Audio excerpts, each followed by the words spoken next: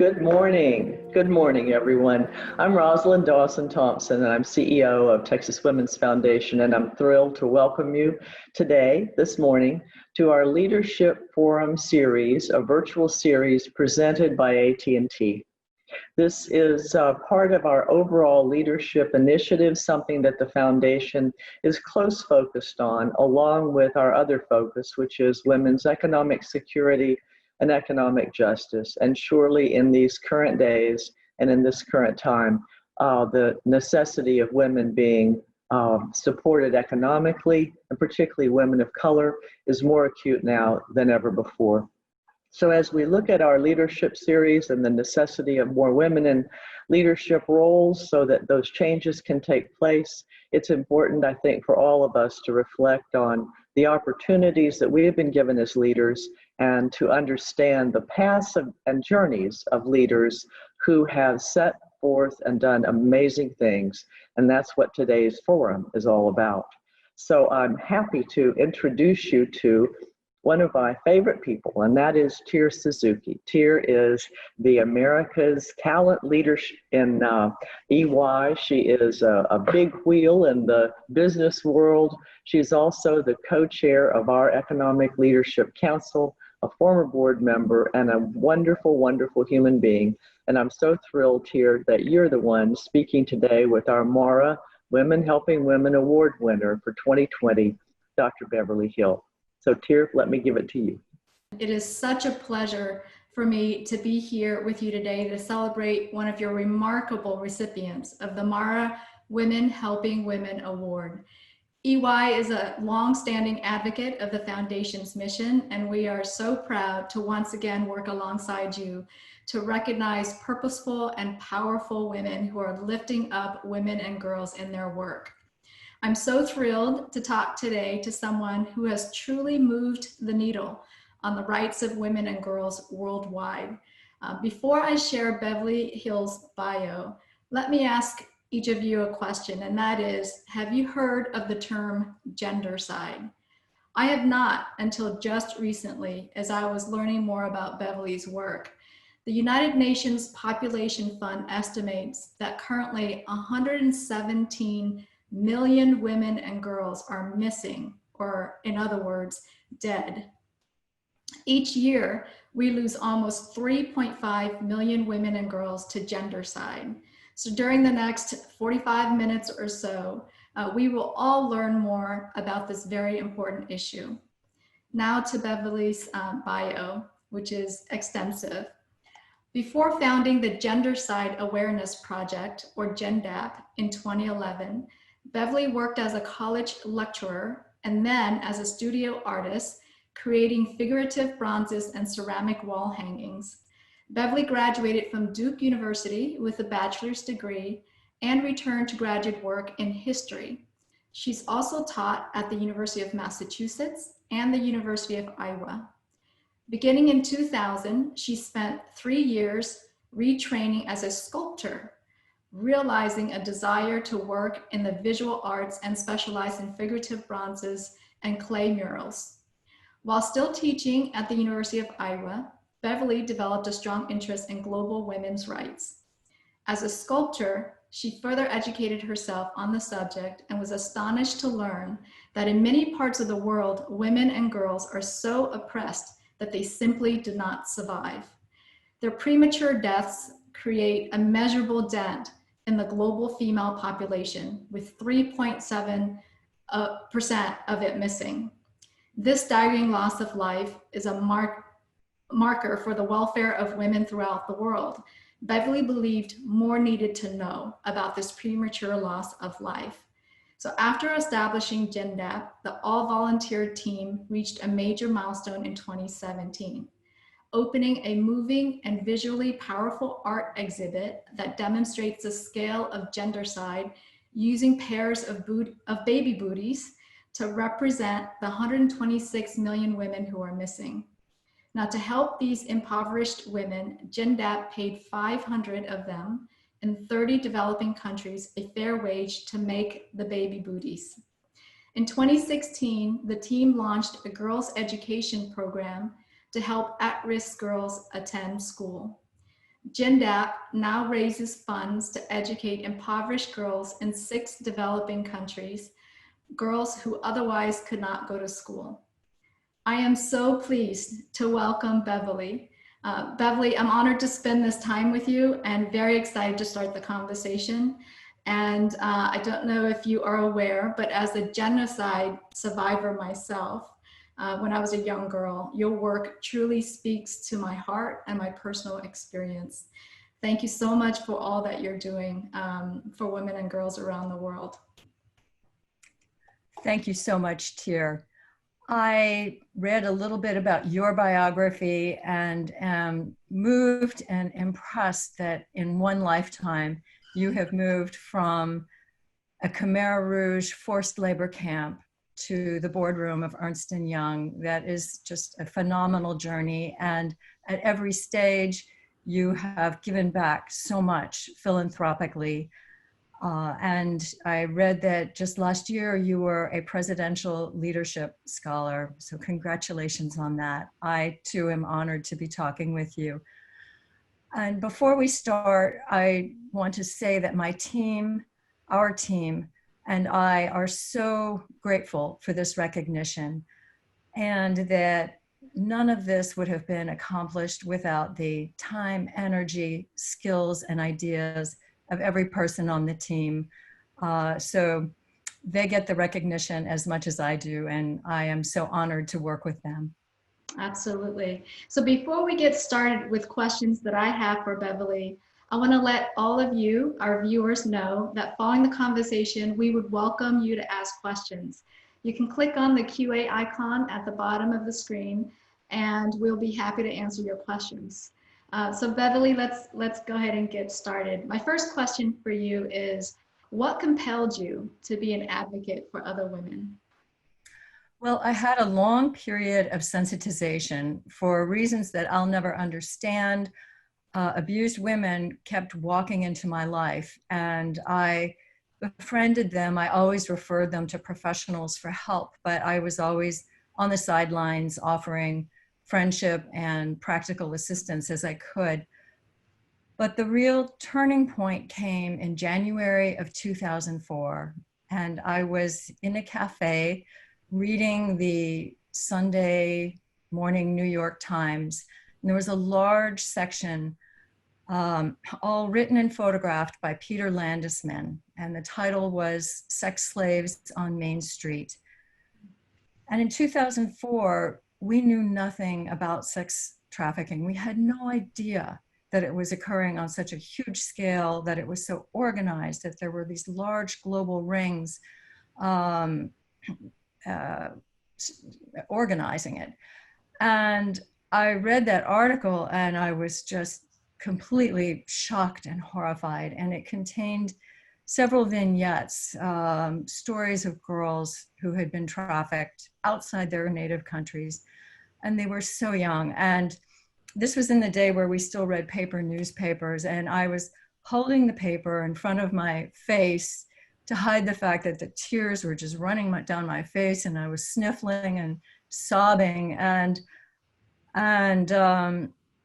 I stopped and I thought, and I said, there are just too many times in life when I have read about something so disturbing, something like this. And I write a few checks and I engage in a small way, and then I seem to move on and forget about it.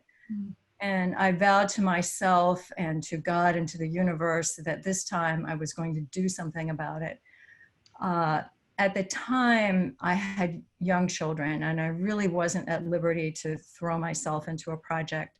But I started educating myself about the status of women globally. And a few years later, while I was reading, I learned about gendercide. And during those years, sex trafficking had exploded into the news. CNN covered it, 60 Minutes covered it. It was in the papers, and a number of very strong organizations emerged to deal with it. Not that the problem is licked, far from that. But at the same time, gendercide was occurring and nobody knew about it. I hadn't known about it. And I was quite informed on these issues. So I looked to see if anyone was working on this. And I discovered that there were just a handful of ragtag little organizations, almost mom pop in size, tiny the way we are. Most of them just focused on a single country. There was no umbrella organization. And so I decided that that would be my emphasis instead, to raise awareness about this and also do something. And I wasn't really abandoning the issue of sex trafficking because gendercide, it turns out, is one of the root causes of sex trafficking. So I felt that this was kind of a twofer, that I could attack both issues at the same time. Thank you for sharing that. And how can you help us understand how has or does genocide impact the future of our world, our economy, and our society as a whole? Let me answer that in two parts. First, we all know that women are oppressed globally. We know that they are at the bottom of the socioeconomic ladder, that they live in poverty. We know that in so many countries, they don't have even the most basic human rights. But it's hard to put a number on that misery. And by gendercide, the number of women who have been lost from the human population due to these social causes gives us a way to measure this. It is like the visible tip of an iceberg, and it points to all of the other suffering and disadvantage that is concealed, that we can't see. Just 10 days ago, the number of missing women was revised upward, is now 143 million. And it is 3.7% of the world's female population that is missing. So this shows us, just this simple number, shows us that women's oppression doesn't simply make women's lives difficult, it's lethal. It makes a measurable dent in the female population. Now, I'll take the second part to answer your question more directly. Gendercide results in sex imbalance. It distorts the natural sex ratio. And when that distortion is acute, it unleashes a slew of social consequences that are very undesirable. Most of them affect women, but men also are affected, and so is society at large. So I'll enumerate them. The first and most immediate consequence is that you see an increase in sex trafficking. It's no coincidence that regions of the world with very distorted sex ratios are also hotspots for sex trafficking. And associated with that, you have an increase in bride trafficking. Bride trafficking is a sort of a shadow market, a black market. But the women often are transported across borders. And once that occurs, they have no legal rights at all in their new countries. They are undocumented aliens. So they are very vulnerable and exploitable. And if their husbands beat them, they can't call the police to ask for help. In the worst of cases, they are sex slaves. And you see quite a bit of this in India, for example, where men purchase brides and they use them for a few years and then they resell them to other men. And so these women, these girls, literally are human chattel. Gendercide, the sex imbalance, also causes an increase in child marriage. That's because there are not enough women to go around. So in a given region, after a certain point in time, all the women of marriageable age are gone. They're taken, and you still have some leftover bachelors. So those bachelors look to younger women, to girls, to find brides. And the more distorted the sex ratio is, the younger and younger they look to find those brides. child marriage leads directly to the next problem, which is maternal death. Those child brides quickly become child mothers, and very, very young mothers are 5 times more likely to die in childbirth than women of appropriate childbearing age. So these are the consequences for women, but it's also very tough on men. There are always some leftover bachelors, and they tend to be the least educated, the low wage earners. Often they're migrant workers, and they follow the work, so they're constantly moving from place to place, working in agriculture and construction. And they are away from their birth families, but they never sink roots into any of the places they work. They have no community, no society. They live completely outside society. They can't even forge long-lasting friendships among themselves because they're always moving. So they become this drifting underclass. Now, China, as far as I know, is the only country that has studied its own population of involuntary bachelors. And Chinese sociologists found, no surprise, very high rates of loneliness, depression, addiction of all types, suicide, and a markedly shorter life expectancy, 7 years shorter than for the average Chinese male. And then lastly, the sex imbalance affects society as a whole. Both China and India have documented increases in crime associated with the sex ratio.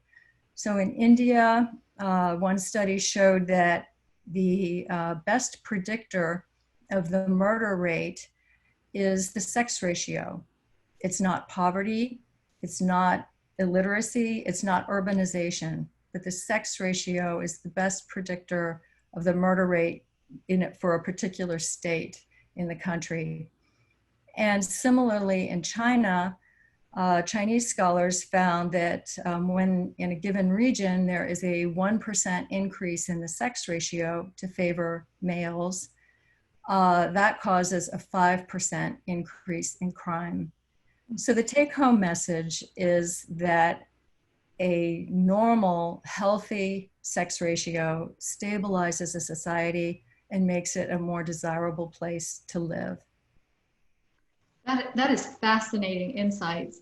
Can you say a little bit more in terms of the imbalance in the sex ratio, how it leads to a higher crime rate or a higher murder? Why is that? I think we don't know exactly, but in India in particular, as the sex ratio deteriorated, there was an increase in sexual crimes. That's not a necessary link. We don't see it so much in China, but the thinking is that this population of unwed bachelors who are dissatisfied and unhappy and frustrated with their station in life, that when they reach a critical mass, then they sort of are released from the control of the village elders and the people in society who would kind of keep them under control, and then the crime develops. But we don't have a good answer for that. I see. It's an interesting link. So you've mentioned China and India as examples. I don't know if this is something that you can touch on, but I'm curious about the United States. If this issue also exists to some degree, be it maybe super low in the United States. And then the second part of the question is, how have you and GenDAB brought awareness of this global issue to the United States? I'm so glad you asked that first question, because we do not want to demonize China and India. This problem is almost universal. It's most acute in China and India because they are the most populous nations in the world. So they have the largest number of women missing from their populations. But gendercide occurs across all of Asia, through the Caucasus countries into Southeastern Europe, the Balkan countries, throughout Africa, and indeed in the Americas too. It takes different forms in different regions, and it's the acuteness varies, pardon me, from region to region. In China and India and Southeast Asia, or in Eastern and South Asia, it's primarily sex-selective abortion to favor males in countries where there's a strong preference for sons.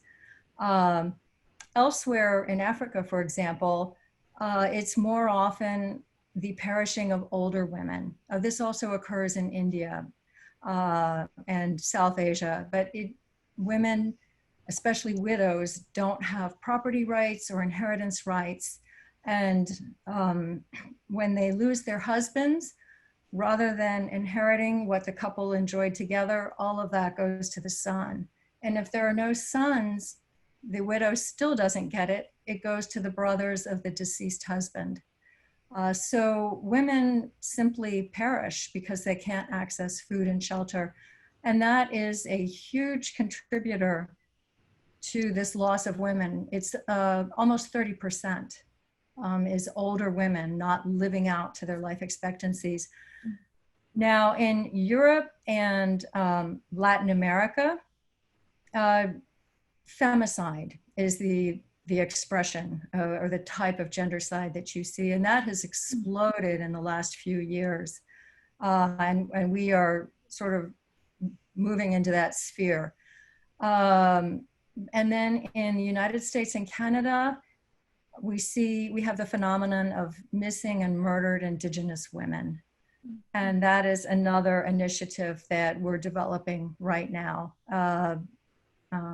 because so many Indigenous women disappear and we don't even know how many. Their deaths are not even tracked. And to answer your second question, how do we raise awareness? We raise awareness by every channel possible to try to maximize our reach.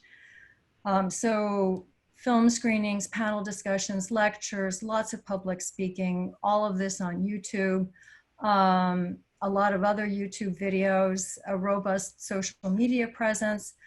But there are really two larger ways that we've raised awareness. And the first was that in 2015, we invited the Nobel Prize winner, Amartya Sen, he's an economist from India, to come and speak about gendercide. And it turns out that he was the first person who ever thought to try to measure the number of missing women.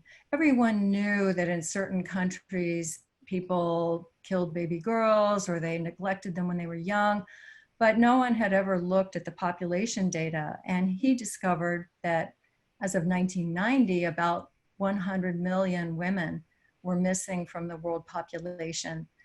So we brought him, and it was a big event at UT Dallas, 700 people came. And it was important for us because it dispelled the last vestiges of skepticism on this issue. When we started in 2011, many people didn't believe that this could be happening in the 21st century. And they were skeptical and they thought, you've got your numbers wrong. In fact, I was skeptical when I first read about it. I actually emailed a professor in France who is the lead demographer working on this issue for clarification and confirmation, and asked him to explain how all of this is calculated. And he was very kind, he did. And we've been in touch to this day. But so that was our first landmark event. And then the second was the opening of our art exhibit in 2017. And that was powerful because it made gendercide a reportable, newsworthy topic. It tends to pass under the radar in the media because it's not a sudden explosion of visible violence that can be photographed. It's just a silent, ongoing attrition of women, and it occurs in the privacy of the family against a victim who's almost voiceless. So we gave the media a great visual to put with the story, and as a result just of that exhibit, we were able to reach or educate 2.5 million people via the news coverage that we got. And then we took the exhibit to Toronto, and it's supposed to be in Mexico right now, but that has to be rescheduled because of the pandemic. So do you take it to museums, different museums in the different locations? And is it currently in Dallas or? It's in storage right now. Storage, okay. Storage. No, we exhibited at the FIG, excuse me, the FIG Gallery in Dallas, which is in the Arts District. Okay. And then in Toronto, it was at the Convention Center for the Parliament of the World's Religions. Mm-hmm. And in Mexico, it was supposed to go to 2 universities, to 2 municipal galleries, and to an international peace conference in Ciudad Juarez, but all of that will have to be rescheduled. It's so fascinating to know about your background, being a sculptor yourself, and then how you've married your passion and this cause that you're working on with your talents. And so that's such a creative way of getting the awareness out. So do you feel like that art exhibit accomplished the goals that you had set out for the project? So you had mentioned raising awareness to over 2 million people. That is awesome. Were there other objectives that you were trying to accomplish from the art exhibit? That was the primary objective. And in total, we've reached 3.7 million. That was the primary objective. We also use it to raise funds for our education program. So it has helped with that. But Right. Primarily it is educational, and we want to keep it on the road as much as possible. In 2018 and 2019, I met with women's leaders who are spearheading the movement against femicide in Italy, France, and the UK. Mm-hmm. And we are trying to organize and to take it there. And in every instance, we highlight the local manifestation of gendercide, whether it's femicide or selective abortion, whatever it is, and then place it in the context of global gendercide. And that's what we would be doing in Mexico, were we there now, and what we're planning. Good luck on your future plans for that. Okay. That sounds to be very effective. So the next question I have for you, Beverly, is if you can speak to how women have been empowered, the women that you've served have been empowered by and with the financial and educational opportunities that GenDep has been able to provide to date. Yes, absolutely. When we created the exhibit, we wanted to do it in a way that would also benefit at-risk women. We didn't want to just purchase the baby booties from somebody who sells them wholesale. So we raised the money so that we could pay a fair wage for 500 women, poor women in 30 developing countries, to make these baby booties. And with their earnings, those 500 women were able to provide 20,000 individual meals for members of their families. And I mean healthy meals with protein and vegetables. And that was empowering for them, because when a woman brings income to the household, she gets a little more say in decisions. She has a little more status. And at the same time, we relished the fact that we were making these invisible women visible through their handiwork. And so the baby booties are very ethnic. They are made from, the Indonesian ones are made from batik cloth. The Bolivian ones are made from aguayo cloth. The Indian ones are made from Indian silks. And we also have photographs of the women who made the baby booties scattered through the exhibit. So we make these women who otherwise might just be statistics we make them visible. That's amazing. So I'm curious, how many baby booties were actually made, or how many of them are a part of the exhibit? So we could, at the time that we were working, the estimate of missing women had risen to 126 million. So we made we commissioned 12,600 pairs. Each pair represents 10,000 missing women, not 1,000, but 10,000.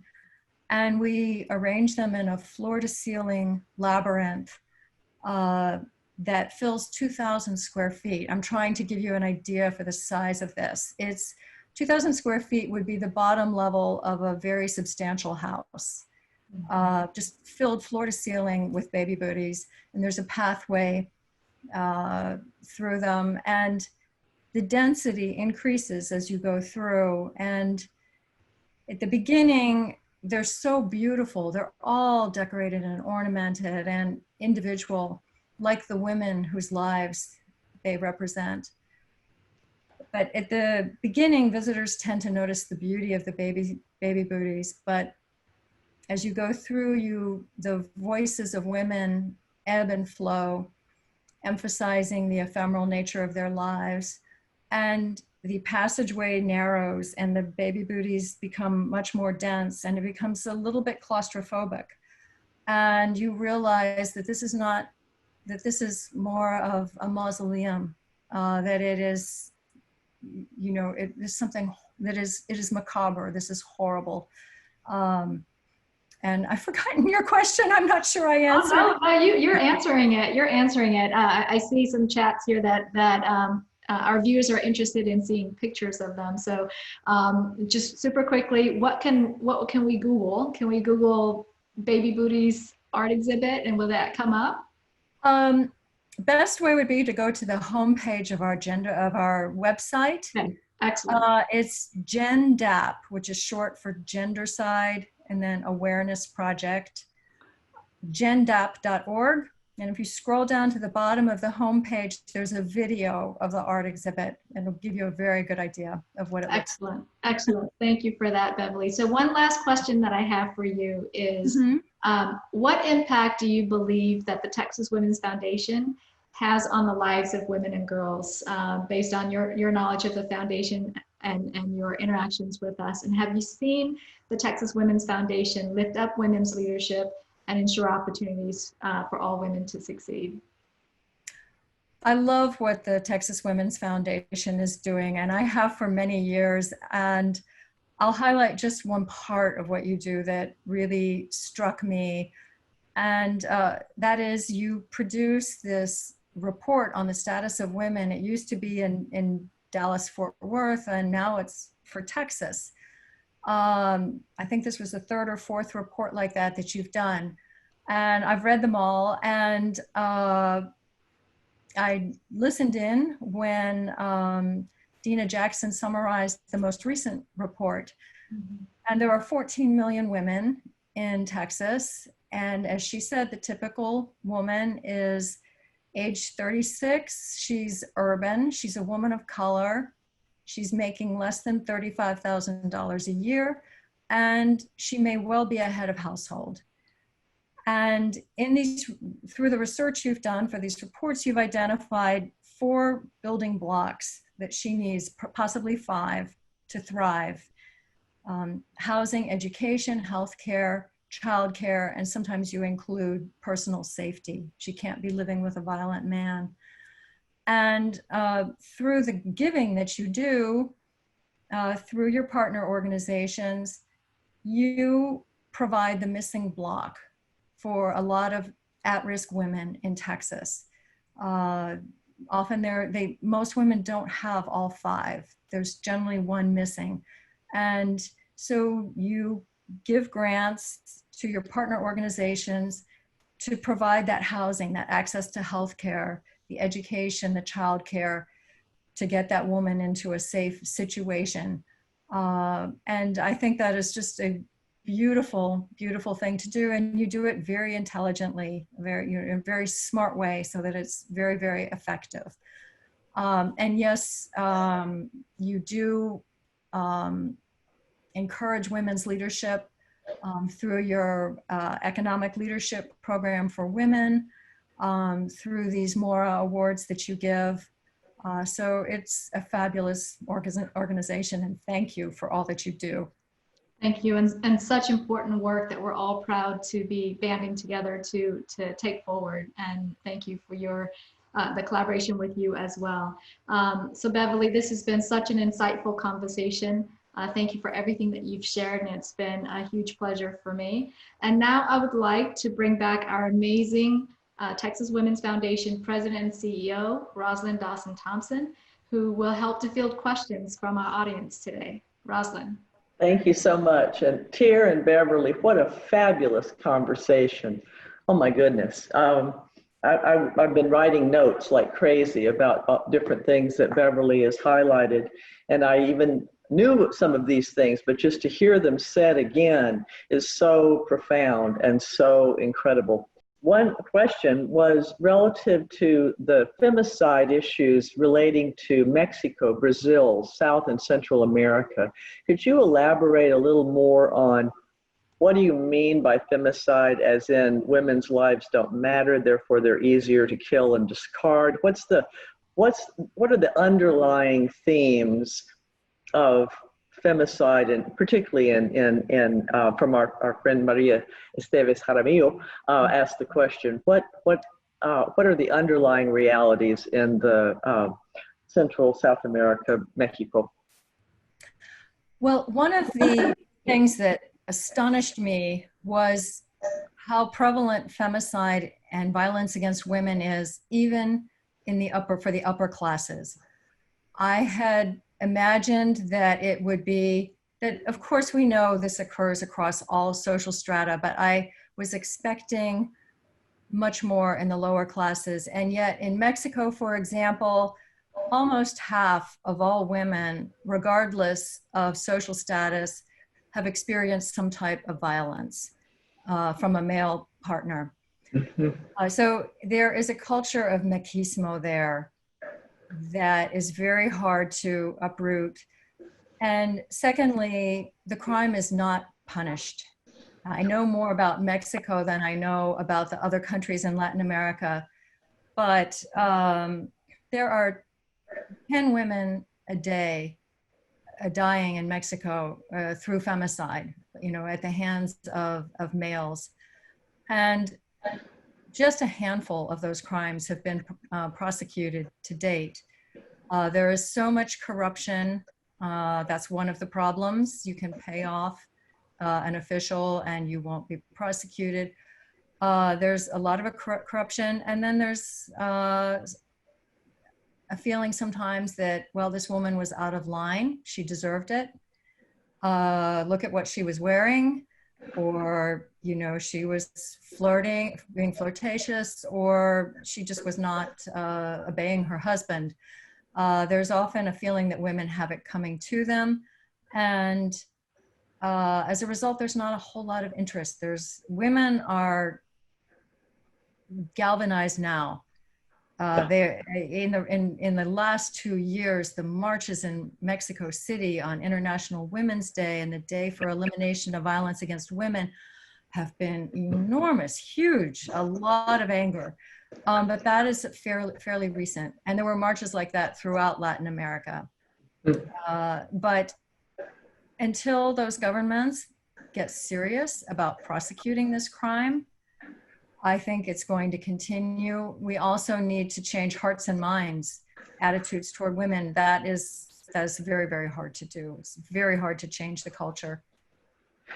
Thank you for that clarity and the simple reality, as we've talked about, that economic injustice, disparities exist when lives are valued less than other lives.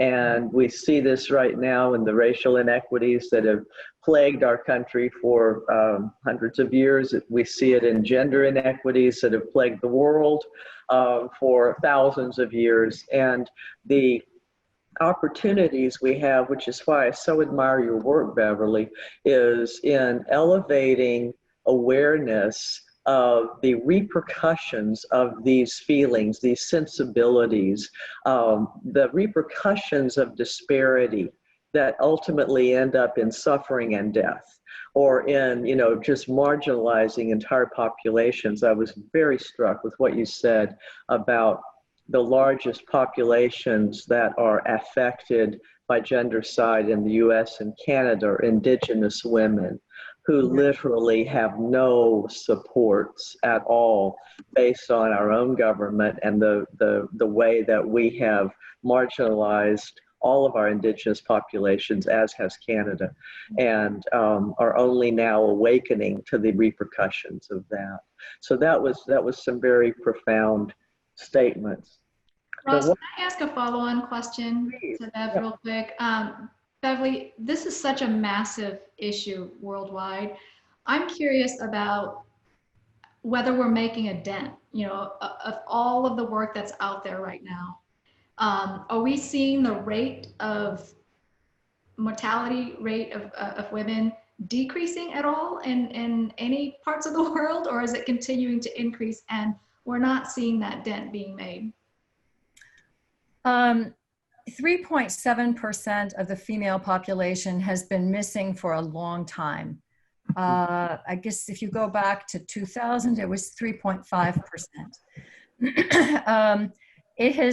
There have been improvements in some areas and deteriorations in others, but it's globally, it stays the same. Now, the one success story that we always point to, and everyone loves to tell this story, is South Korea.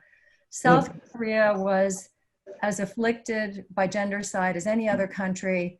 But in the 1980s, there was a very powerful women's movement that fought for, on a number of fronts. The first thing that they did was they reformed a legal code that was really a century out of date and extremely patriarchal. And then they fought to make girls' education mandatory for all girls. And then once those girls were educated, they found that those girls were not being hired. So then they fought to give girls or young women entry into the job market. And finally, the sex ratio in South Korea normalized, and it has been normal for a good 10 years. So that is the success story. Now, South Korea is a wealthier country, so perhaps it was easier to do these things there. But it does show you that it's possible. Right. Now, China was at its very worst in 2004, when the sex ratio went up to 121 males for every 100 females. The sex ratio at birth went to 121 males for every 100 females. Normal would be, we naturally get more males. Normal would be 105 males for every 100 females.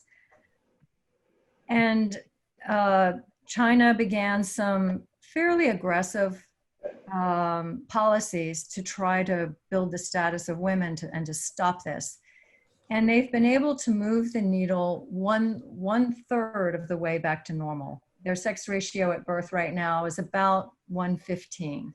So they still have a long way to go. So they have made improvement, but I talked with a Chinese demographer there who said that it has become, the sex ratio at birth has become sticky, and it takes more and more money, more and more effort, more and more programs to move it, the remainder back to normal. So there has been some progress there, but meanwhile, very distressingly, sex selective abortion has taken off in places where it didn't exist before. So it is quite common in Pakistan now, whereas previously it was unheard of there. And in the Caucasus countries, Georgia, Armenia, Azerbaijan, the sex ratio at birth is as bad as in India. And in Southeastern Europe, Albania and Romania and some of the other Caucasus countries. And does it occur in Europe and the US? to a very small extent, we have selective abortion in those countries, usually in populations that have brought it from overseas. But that normalizes very quickly. That disappears after one generation. We have this worsening problem of femicide, and we're becoming aware now of the missing and murdered Indigenous women. So I wish I could offer better news, but there has not been a lot of progress. Well, but as we conclude, and I wish we didn't have to, but I think what you have given us are several key important threads of hope. And they are these, that, you know, one, every individual like Beverly Hill or like Tier Suzuki, every single individual has the ability to get lit up by a certain cause, a certain moment of mission where your life can change what we all understand and see. And so I commend you for taking that role and for doing what you have done to bring to light an issue that so many of us knew virtually nothing about, even as women knew nothing about. The second thing is when you gave the examples of where change took place, it took place when women were able to get to the halls of power, we're able to convince leadership for change, we're able to change policies, gain education, gain access to the workforce, and the normalizing factors then set in. So I think you've given us a lot of very positive things to think about, even in the light of the realities that are so harsh and very terrible.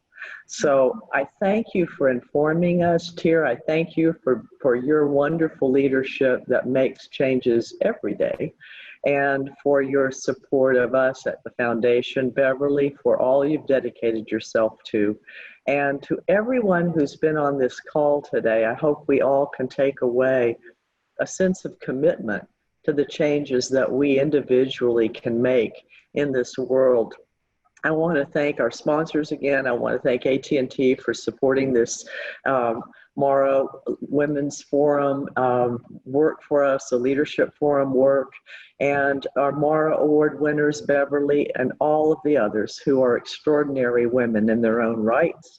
And of course, it wouldn't be doing my job if I didn't ask you for support, the Texas Women's Foundation. And so if you are so moved, you can donate at txwf.org. You can text Texas 2020 to the number 41444, and I invite each of you and all of you to join us for our next Leadership Forum virtual event presented by AT&T and featuring Tracy Dory of Toyota, moderated by Janet Etheridge of Capital One, and we'll look forward to seeing all of you on July 29th at 10 a.m. right here on Channel Zoomy.